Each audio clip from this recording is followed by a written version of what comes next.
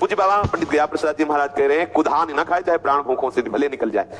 कई दिनों के भूखे, प्राण विकल हो रहे, मर जाएंगे, लेकिन हम कुधान नहीं खाएंगे, हम गंदा भोजन नहीं करेंगे, जो हमारी बुद्धि को प्रिया प्रीतम से विलग कर दे, हम ऐसा भोजन नहीं करेंगे। और जब आप ऐसे रहोगे तो आपका मन कंचन की तरह चमकने लगेगा। अभी मन में बहुत ही गंदी बातें हैं, गंदे चिंतन है, गंदी वृत्तियां हैं। जब कंचन की तरह जल करके निर्मल हो जाएगा, जैसे जैसे सोना तपाया जाता है वैसे वैसे सोना जो कुधातु मिली होती है सब भस्म हो जाती है और वो चमकने लगता है। ऐसे ही जब साधक नियम से चलता है तो उसके मन में जलन पैदा होती है, वो जलन उस मन को पवित्र करती है। अगर साधक सत्संगी नहीं है तो वो जलन मिटाने की चेष्टा करता है, मेरा मन जल रहा है क्या करूं, वो प्रपंच स्वीकार कर लेता है, शास्त्र विरुद्ध आचरण कर बैठता है, वो जलन शांत हो जाती है, उसको लगता है अच्छा हुआ। नहीं भाई, हमें जलन बढ़ानी है, यही जलन तो विरह बनेगी, यही जलन तो हमें आर्त भाव से प्रभु को पुकारने के लिए विवश कर देगी, यही जलन तो हमारे मन को निर्मल कर देगी। तब करके मन स्वर्ण की तरह खरा हो जाता है। जुगल नाम और ध्यान परम धन कछु न काहू सो चहनो। वृंदावन ऐसे वास करो, एक निमिष के लिए भी प्रिया प्रीतम का चिंतन स्मरण ना छूटे और हम किसी से कोई चाह न करें। हमारा भरण पोषण हमारे आराध्य देव के द्वारा होता है। योगक्षेमम वहाम में हम, तुम तो सिर्फ अनन्य चिंतयन्तो माम, केवल मेरा चिंतन करो। यहाँ आदेश कर रहे जुगल ध्यान निरंतर, प्रिया प्रीतम का चिंतन निरंतर, भरण पोषण की चिंता मत करो, किसी से कोई याचना मत करो। तुम्हें जो आवश्यक होगा जबरदस्ती वो दे जाएगा, क्योंकि वो वादा कर रहा है योगक्षेमम वहाम में हम, मैं वहन करूंगा। वो किसी न किसी को निमित्त बना के भरण पोषण कराएगा, ये उसका विषय है। आप तो केवल निश्चिंत होकर के उसका चिंतन करो। जो हमारे प्रिया प्रीतम वनमाला धारण किए हुए वृंदावन की कुंज निकुंजों में विहरण कर रहे हैं, उनसे मिलने की पीड़ा हृदय में जागृत हो जाए, ऐसा विरह जग जाए कि फिर मुझे कहीं चैन न मिले। कैसे मिले मेरे प्रिया प्रीतम? आप हृदय में प्रिया प्रीतम से मिलने की चाह नहीं कर रहे हैं, निरंतर स्मृति में डूबे नहीं हैं, फिर आप ऐसा उड़ाना देते हैं कि भगवान बड़े कठोर हैं, हमारे नेत्रों के सामने नहीं आते। जो न हृदय दर्शन उत्कंठा दीजे काहि उड़ानो, ऐसे वृंदावन में रहनो। आपके हृदय में प्रभु से मिलन की चाह नहीं, क्योंकि भगवती स्मृति निरंतर नहीं, तभी आप उड़ाना देते हैं भगवान बड़े कठोर हैं, हमसे मिल नहीं रहे, देखो उनका क्या चला जाता, अगर ऐसा कर देते, अगर ऐसा कर देते। और सर्वांतर्यामी तुम्हारे हृदय में बैठे हुए ही देख रहे हैं, इसलिए सावधान होकर के सीधा वृंदावन का वास स्वीकार करें। तो जैसी रहनी से महापुरुष कह रहे हैं वैसे रहो। पूज्य पंडित गया प्रसाद जी महाराज कह रहे हैं, प्रत्येक साधक को इन 14 को सुधार करना परम कर्तव्य है। 5 कर्मेंद्री, 5 ज्ञानेंद्री, मन बुद्धि चित्त और अहंकार। कर्मेंद्री हाथ पैर वाणी मूत्रेंद्री मल विसर्जनेंद्री, ये 5 कर्मेंद्री कही जाएं, कारण कि ये सब केवल काम ही कर सके हैं। इनको भले बुरे को ज्ञान नहीं आते, इनको कर्मेंद्री कहें। इनसे ऊपर है ज्ञानेंद्री, आंख नाक कान जिह्वा त्वचा, ये 5 भले बुरे को ज्ञान करावे हैं। इनको भले बुरे को ज्ञान हुए हैं, या कारण इनको ज्ञानेंद्री कहलाए हैं। साधक को यही परम कर्तव्य है कि 5 कर्मेंद्रियन को सतत शुभ कामन में लगावे, या से इनकी सफलता है भगवत सेवा में। हाथ सदैव सेवा के काम में लगाए रखे, कोई गिर पड़े तो आपको उठाए में हाथ की सफलता समझे।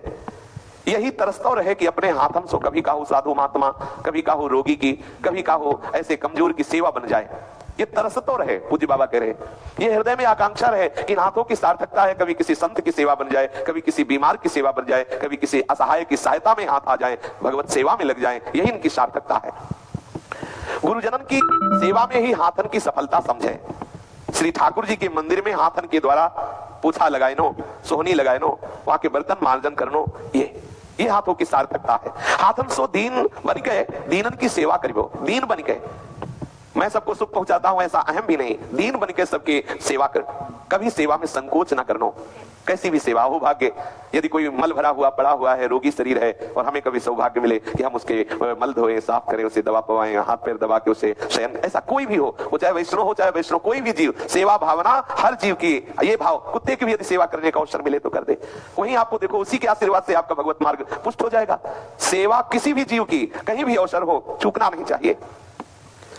यही भावना बनावे कि आज तो हाथ भय सार्थक, आज हाथ सार्थक भय, जब किसी के मल धोने का अवसर मिल जाए, किसी के ऐसे जो कोई सेवा ना करना चाहता हो वो मुझे सेवा मिले। ऐसा भाई जी महाराज के चरित्र में आता है कि एक को टीवी थी, इतनी भयानक थी कि परिवार के लोगों ने भी छोड़ दिया, ना अर्थ सेवा की और ना शरीर सेवा की। अरे संसार बड़ा स्वार्थी है, जब समझ में आ जाएगा ना कि हमारे काम का नहीं रहा तो वो पैसे दे के इंजेक्शन लगवा देगा कि राधे राधे छुट्टी करवाओ, काहे को पैसा खर्चा करवाओ। ये सब देखी हुई बातें हैं।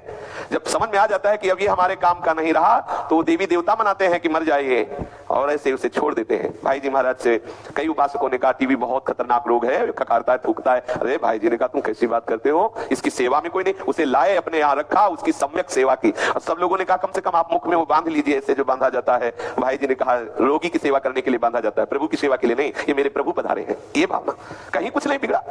मेरे प्रभु पधारे हैं, मुझे सेवा का अवसर दिया है रोगी का स्वांग करके, ऐसी भावना। और मेरे हाथ आज सार्थक हुए, सच्ची मानिए सेवा में बहुत आनंद की अनुभूति होती है। यदि भगवत कृपा से कभी ऐसा अवसर मिल जाए किसी दीन अनाथ, किसी संत महात्मा या किसी जीव की जिसकी कोई सेवा न करता हो, तो आप समझो आज हाथ होना सार्थक हो गया, आज हमारा जीवन सार्थक हो गया, किसी की सेवा में लगा।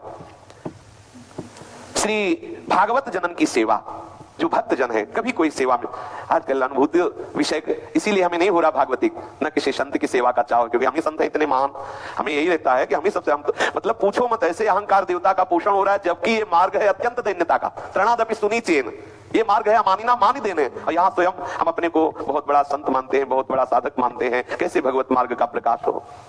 कभी कोई सी संत की लंगोटी धोने को मिल जाए, उनके जूठे पात्र मार्जन करने को मिल जाए, उनके यहाँ सोनी लगाने को मिल जाए, देखो कैसी पवित्र दैन्यता जागृत होती है, कैसे अहंकार का शमन होता है। यदि संत संग नहीं, संत सेवा नहीं, तो इस देहाभिमान को छीण नहीं किया जा सकता। एक ही केवल उपाय है, केवल संत कृपा।